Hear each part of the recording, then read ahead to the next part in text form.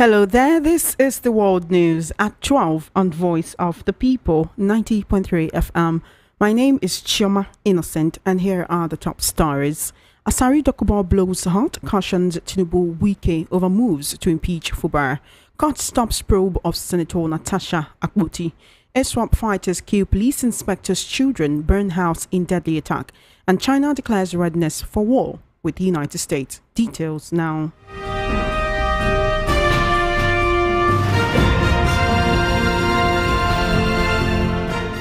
Thank you for staying with us. The World News at 12 begins on the foreign scene, where U.S. President Donald Trump on Tuesday sparred with Democratic lawmakers during an address to a joint session of Congress that began with a congressman being escorted out of the chambers and saw other Democrats leave the room as Trump spoke. Representative Al Green of Texas, a Democrat who plans to introduce articles of impeachment against Trump, loudly interrupted the speech in its first minutes by shouting that Trump did not have a mandate to cut safety net programs. Republicans are trying to pass a bill that could significantly slash spending on popular social programs, including the Medicaid health insurance plan for low-income people to pay for Trump's desired tax cut plan. Meanwhile, the People's Republic of China has proclaimed its preparedness for any type of war with the United States. The Chinese embassy in the U.S. made the declaration on Tuesday night following the Trump administration's announcement of new trade tariffs. The embassy commented on a statement by the Chinese Ministry of Foreign Affairs, which condemned the use of the fentanyl issue as a flimsy excuse to raise U.S. tariffs on Chinese imports. The ministry said China's countermeasures to defend its rights and interests are fully legitimate and necessary. In a post on X, China said instead of recognizing its efforts, the U.S. has sought to smear and shift blame to China and is seeking to pressure and blackmail the nation with tariff hikes. China further asserts that intimidation or bullying does not work and warned the American government to stop pressuring coercion or threats. The government said that anyone using maximum pressure on China is miscalculating and advised the U.S. to consult with China by treating each other as equals on the fentanyl issue. Back home in Nigeria, prominent Niger Delta leader and traditional ruler Asari Dokubo has issued a strong warning to President Bola Tinubu, the Minister of the Federal Capital Territory (FCT) Wike, and the 27 lawmakers in Rivers State, urging them to abandon any plans to impeach Governor Sim Fubara. Dokubo, who holds the title of Da Amakiri Tubo and Amanyanabo of the Elem Kalabari Kingdom, made his position clear during a live broadcast on Facebook. He cautioned that any move to remove Fubara from office could destabilize the state and lead to political unrest. Let's take a listen to Asari Dokubo making the statement in a Facebook Live. But if I don't advise you, I stake my life, I stake everything. I stake my businesses, my source of livelihood for you to become president. And if I am unable to tell you the truth, if you are in your government, I have to stake everything for telling you the truth. I have started doing it now. I am staking everything to tell you the truth. It is left for you to hear, but the result you will see. I did not see Wike until my friends, my associates feel that, oh, there's a need, let us go and see Wike, and we went. And since that day I left, I have never gone there. Even when I'm supposed to call him, I didn't call Wike. I'm saying it live. He's there. I didn't call him. I don't have any personal problem with Wike. I don't have any personal problem with him. I hardly have personal problem with people. I say my mind. If you don't like it, okay. President, let me tell you, if you allow Wike to push this as he's doing, it will be very difficult for him to even come to Rivers State. It will be difficult for those his 27 House of Assembly members to even have a place to stay in Rivers State. It will be difficult for anybody if they think that they are going to impeach him and the job people will allow it. It will be difficult to impeach him. Mark this word I'm telling you. God knows. Nobody. It will be difficult to impeach him and bring a governor. It's not going to be possible. Go and ask in Ondo State. Go and ask in Delta State. The fury of the job people. They don't give a damn. They are hardly afraid of. I'm telling you the truth. The earlier you hear this, you accept it. Call Wike. Call Wike, call same. Let them maintain the status quo. That is the only way. If they don't, Alamese impeachment was Ijo. So the person who succeeded Alamese was Ijo. Good luck, Jonathan. He became vice president and became president. So it is not Alamese's matter. Try this one and see what will happen. Try.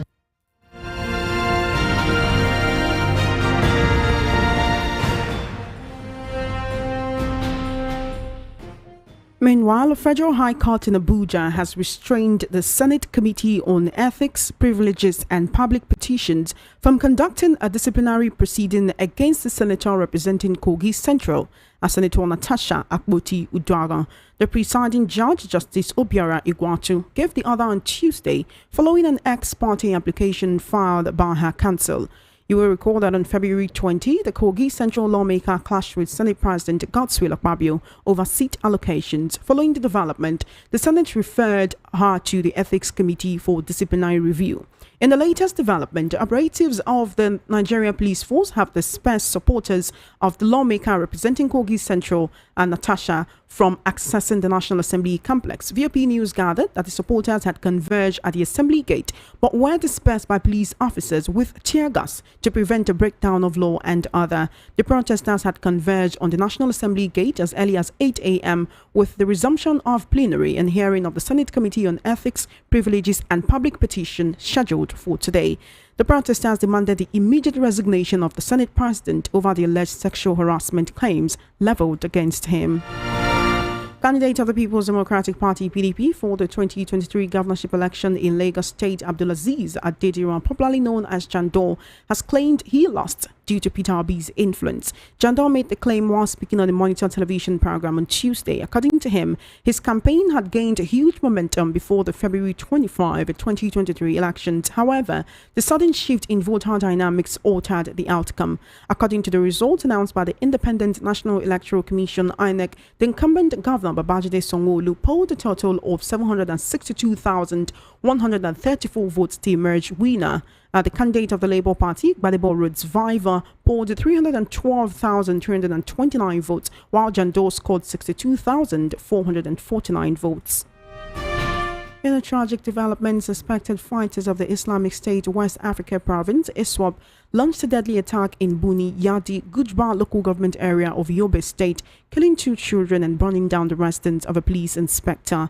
Intelligence sources told Zagazola Makama that the attack occurred at about 12:59 a.m. on March 3rd, when the assailant infiltrated the town and targeted the home of Inspector Jibrin Mohammed of the Nigerian Police Force. Security sources confirmed that the terrorists set the house ablaze and killed 2 of the officers' children before escaping. Upon receiving intelligence on the attack, the troops of 27 Task Force Brigade Sector 2 Operation Hadinkai swiftly mobilized to the scene. However, the terrorists fled upon sighting advancing troops, abandoning their bicycles in the process. You're currently listening to the World News at 12 on Voice of the People 90.3 FM. We'll take a short break and then head into the news analysis segment. Please stay tuned.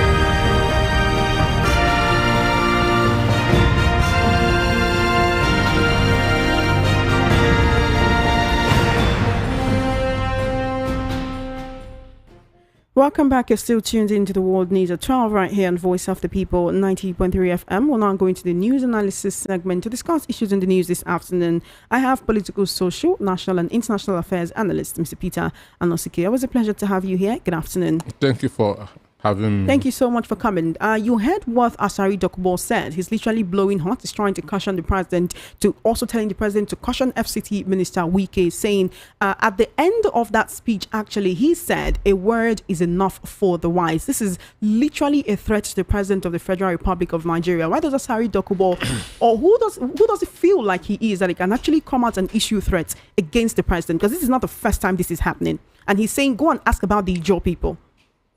Well, for me, in this situation, I'm 100% in support of Asari.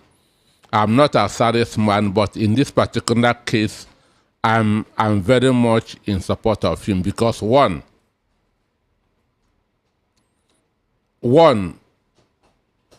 this is not a government of one man. Nelson Wike is reckless and must be warned. If not, he's going to set South on fire.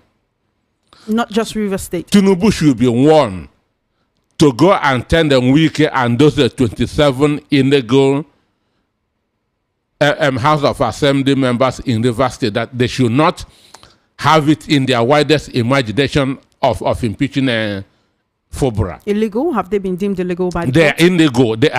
They defected, and the Constitution said it.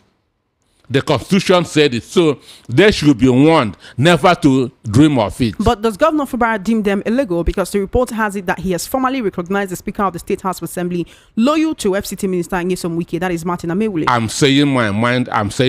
I don't care what Fubara said. I say as long as Nigeria Constitution stands, Amawende and his gang are not legitimate members of the House State of River State House of Assembly, and they should be warned. Right now, from the one, I have said that 2025 budget is like a tissue paper. It is useless. It was predicted on 75 barrels done up a barrel.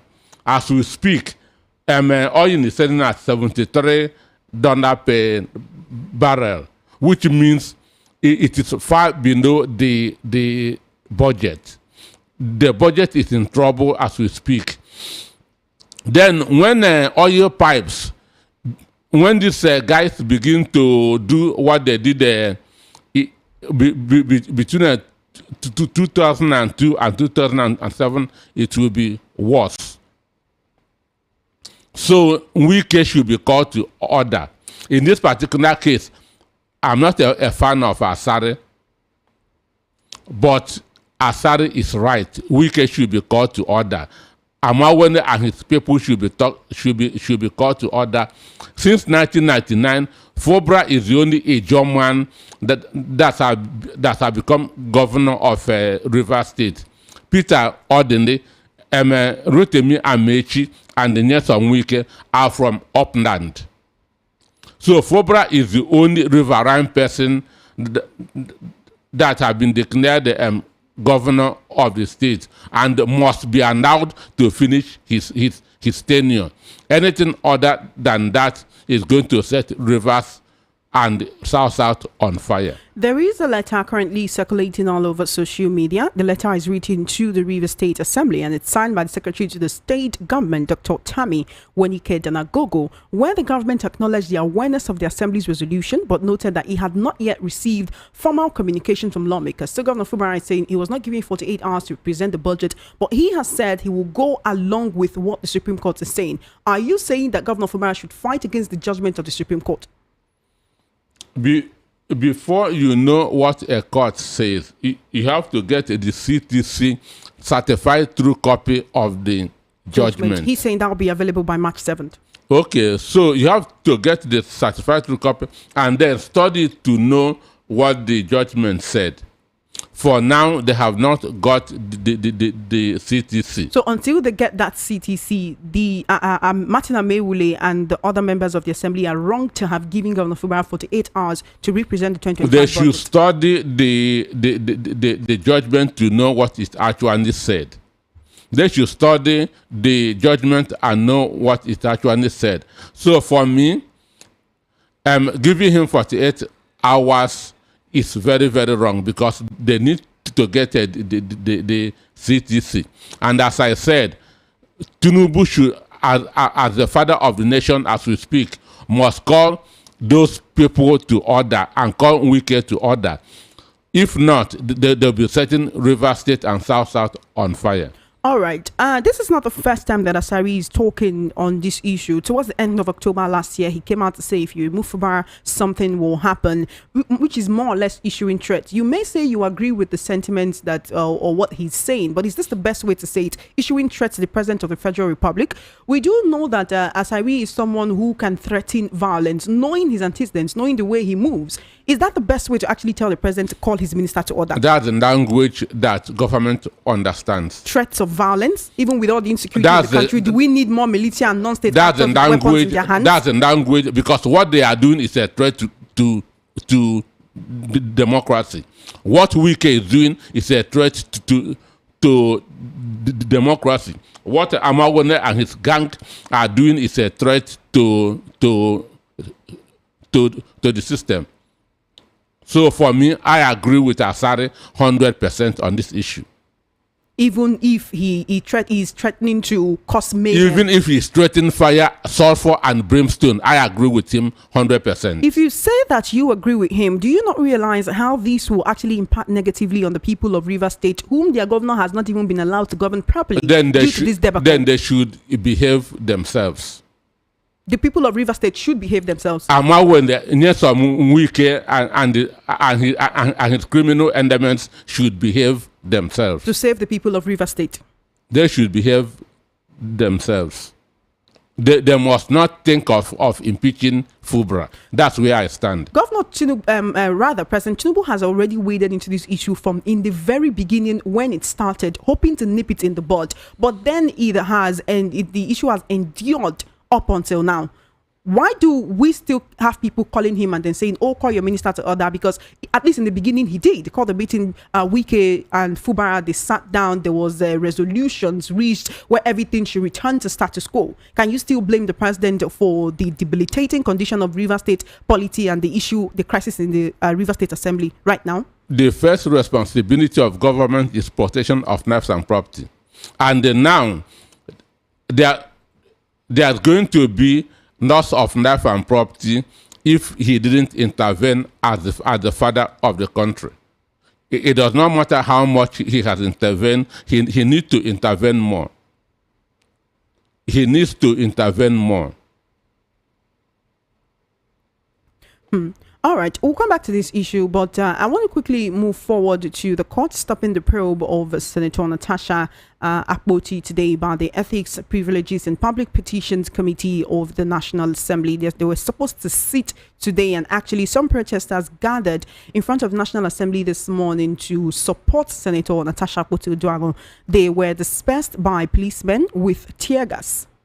And it makes one wonder why that happened, right? We know that this is not the first time that protesters have been dispersed, no matter for what reason that they gather. But you also recall that we've been seeing videos of certain women protesting against Natasha. I think it was in Akwa Ibom.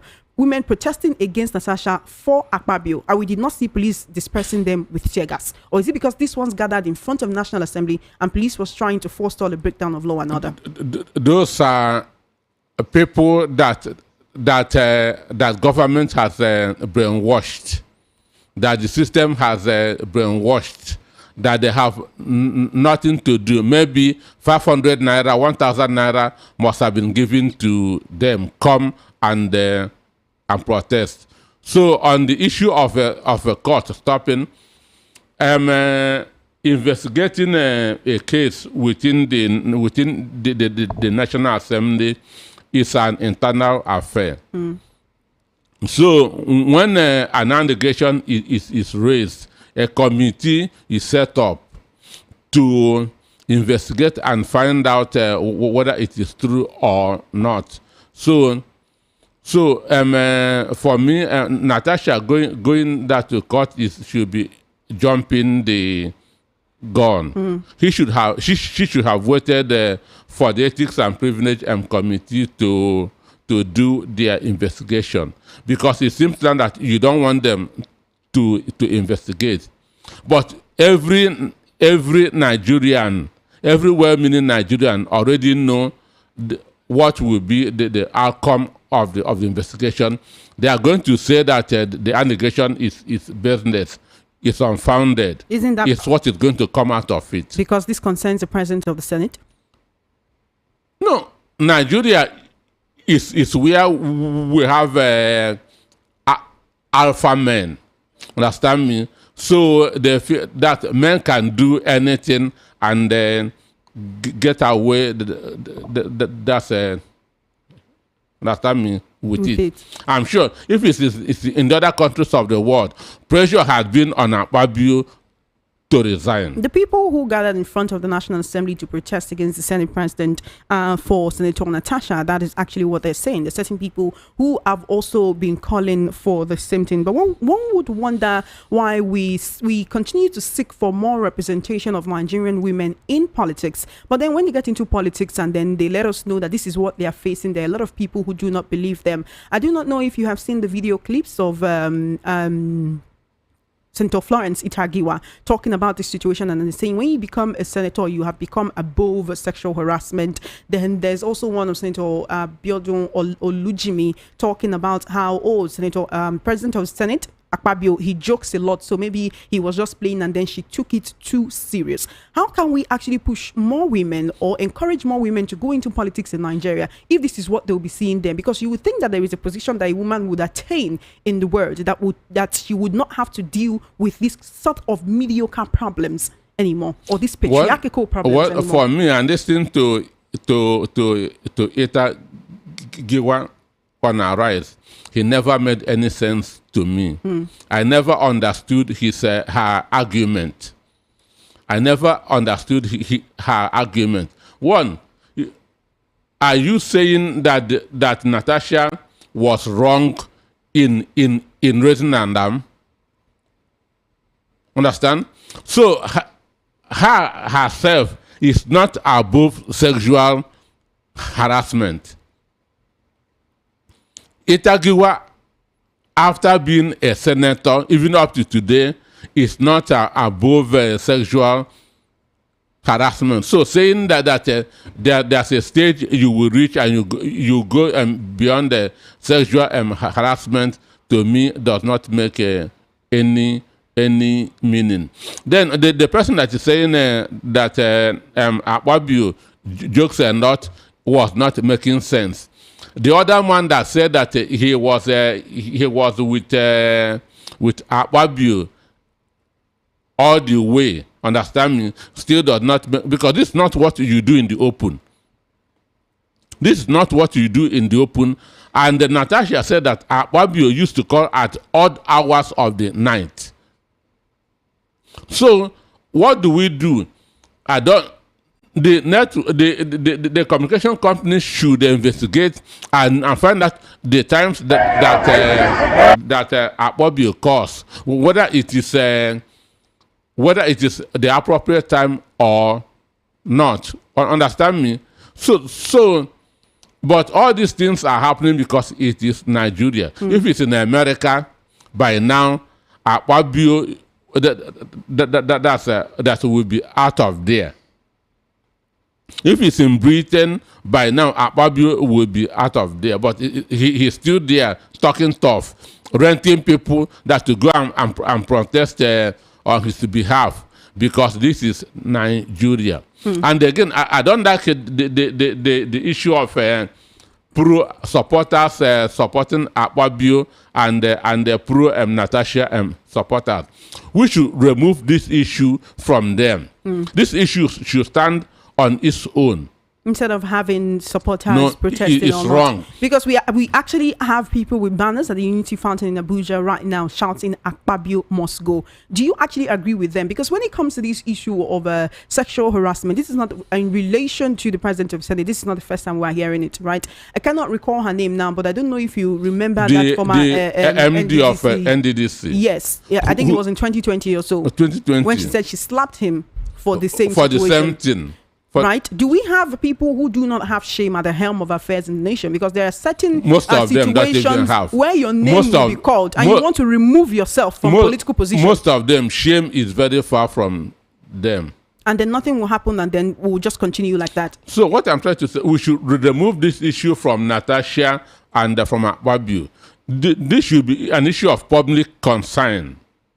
This is an issue because it does not matter who is affected. It shouldn't be or the case. The issue be that this thing must stop happening. Understand me? So civil society groups should come on this case. Understand? And make sure that it is stopped. How do we protect the rights of the ordinary woman on the streets in Nigeria if women in such high positions are still saying they are going through this kind of issues? Well, if a senator of the Federal Republic of Nigeria can complain of that, then the ordinary woman who has no voice, because this thing happens on a daily basis, it is only people who have voice that speaks out. Others may not have the medium or the courage to speak out. Remember the Obama who the House of Reps member from Abia said, I will make you disappear. So this is what happens on a daily basis in the country. That's why I said that civil society groups should stand on this to make sure that it is stopped. Because of our time, I want to quickly talk about Jandor saying that Peter Obi's influence made him lose the 2023 governorship election in Lagos State. He is saying that they had gained a huge momentum before the elections, and that he would probably have won the election rather, if not for Peter Obi's influence in the presidential election. Do you agree with him, or do you see this as just making excuses for failure? Well, every politician is an incurable optimist. But when what they were optimistic about did not happen, they will start looking for excuses. So if it's because of Obi's tsunami, as he puts it, he would have come second. Then why didn't he come second? He couldn't even score up to 100,000 votes. So with which votes would he have won? So for me, when he was running, there were divisions in PDP. A lot of divisions in PDP. He was not even allowed to use the PDP secretariat at Abeokuta Street. He has that to go to other Agege, that's Abunebwa area, and they build another secretariat. So there were very strong divisions in PDP, and once there's a division, there's no way. They say people or divided cannot stand. You believe that contributed to his loss in the elections? And again, Sanwo-Olu was a popular candidate in 2023. Sanwo-Olu was like Fashoanda. Fashoanda was a popular candidate when he was running for a second term. Sanwo-Olu was a popular candidate when he was running for a second term. It would not have been easy to defeat him. And again, presidential election is different from governorship election. So these are two different elections. But did the Obi wave actually help Gbadebo's rival to garner more votes than he would have without Obi in Lagos? Sure now. Sure. So how could Jandor have come second? I say if Jandor really mobilized as he said, he should have beaten the LPM candidate. But P2B, the obedience mobilized Nigerians for P2B. Understand me? And it rubbed off on his own candidate. Understand me? Let's quickly talk about insecurity before we go back to the issue of Asari Dokubo. ISWAP fighters have actually launched a deadly attack in Yobe State, killing 2 children of a police inspector and setting his home ablaze. Just yesterday, we also talked about, on this same issue of insecurity, how kidnappers abducted a certain police officer on the Abuja-Kaduna highway and then they killed him. Are we seeing an upsurge of these terrorists, these bandits, these kidnappers and abductors going for Nigerian security officials so that they can face them out and carry out their issues without any hindrances? Well, for me, election is drawing nearer. And once the election is coming, there's always a tension everywhere everywhere in the world. So this will heighten insecurity in the country. And for me, this federal government is not really doing anything about it. Understand? So I pity the family of those that lost their life. It's not really a good one. But if the security operatives cannot protect themselves, how can Nigerians believe that they will protect us? Well, that's an interesting question, but this is an unconventional war. It is unconventional war. These people disguise themselves. Understand? You don't even know where they are. So that's one of the reasons why it is becoming very, very difficult to get them. It is only intelligence that will enable these security people to be able to find them. But out. What if these people that we're talking about are not even the bandits or the terrorists that we know them to be? Because these ones came on bicycles. Would bandits and terrorists be moving about on bicycles, knowing that they can actually slow down their movement when they are trying to run away after causing mayhem? Are we seeing them actually maybe inspiring other people in the locality to take up arms and go on such rampages? That is part of these guys that I am talking about.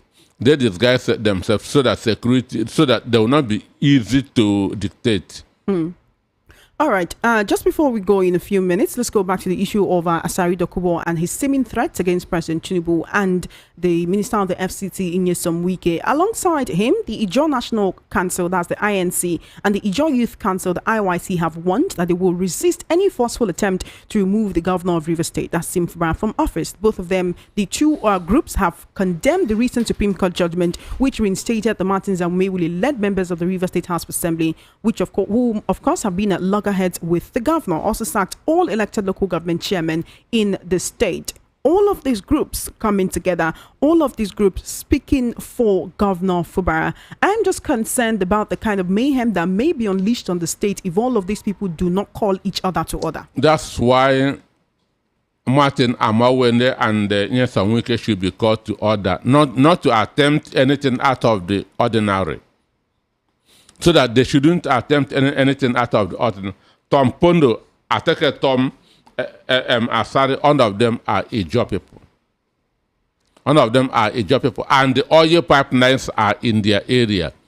In 2006, Jonathan has to use canoe to go inside the distant creeks to beg them to surrender their arms. This is their own war now. Understand me? This is their own war. They shouldn't allow what happened under Yaradua to repeat itself. It will be very bad for the country. So President Tinubu should caution Nyesom Wike, so that Nyesom Wike will caution his boys, because it will not end well. All right. We also have a former Deputy National Publicity Secretary of the APC, that is Timmy Frank, calling on the Chief Justice of Nigeria and Justice of the Supreme Court, saying that they should avoid any temptation to doctor the original judgment. He's saying that there is a ploy to doctor the judgment in order to make it favor certain people against certain people. That's what I'm talking about, the CTC. It's only the CTC that will give the true judgment of what was said in the court, because these people are desperate, and if they do anything unexpected, it will cause war, and whatever happens in Rivers State will affect the whole country. As I said now, 2025 budget was put at $75 per barrel. Now oil is saying at 73. Even from the beginning, the budget was a no-go area. So if anything happens in Rivers, it's going to cause a very serious problem in the country. We know that Rivers State is a major contributor to the national coffers. If they should be starved of funds from what we could call their own natural endowments. How did the Supreme Court see it fit to actually give such a judgment? That's why I said that that the judgment did not have any human face. I saw the judgment as an opinion of one man. The so-called Supreme Court judges came there, sat down, and produced that's an opinion of one man, and putting over 6 million River State people in hunger. Government is about the happiness of the greater number of people. Government court is for the people and not people for the court. So everybody should be mindful of what he or she is doing.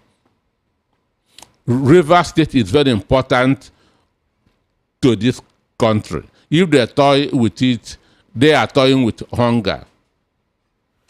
Thank you so much for joining me on the World News at 12. We need to wrap up now. Thank you for having me. Thank you for coming. You have been listening to the World News at 12 right here on Voice of the People, 90.3 FM. Just before we wrap up, let's take a look at the top stories again. You heard that Asari Dokubo has cautioned President Tinubu to caution Wike over moves to impeach River State Governor Sim Fubara. Court stops probe of Senator Natasha Akpoti. ISWAP fighters kill police inspector's children and burn his house in deadly attack. And China declares readiness for war with the US. That is a wrap on the World News at 12. My name is Chioma Innocent. Please follow our social media handles at VOP903FM. For coverage of your live event and brand news mentioned on our news bulletins, do send a mail to news@voiceofthepeople.ng. Good afternoon and thank you for listening.